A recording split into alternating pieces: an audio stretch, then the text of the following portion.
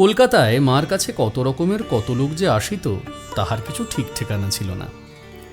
একদিন একটি পাগলি কাহারও অনুমতি না লইয়া খঞ্জনিতে ঘা দিয়া মুখে গুনগুন করিতে করিতে মার বাড়ির দোতলায় উঠিয়া যায়। শরৎ মহারাজ তাহা লক্ষ্য করিয়াই সেবকদের কাহাকেও উপরে যাইতে বলিলেন। একজন গিয়া দেখেন মা পাগলিকে বলিতেছেন, এসো মা এসো। কিন্তু সে মাকে প্রণামও করিল না বা তাহার সহিত কোনো কথাও বলিল না।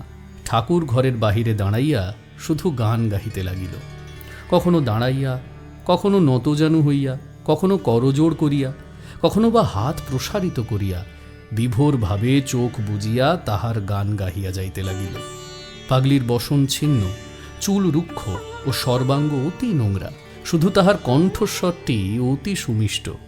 তাহার ছিন্ন বসন দেখিয়া মা তাহাকে একখানি কাপড় দিলেন, কিন্তু তাহা পড়িয়া রহিল।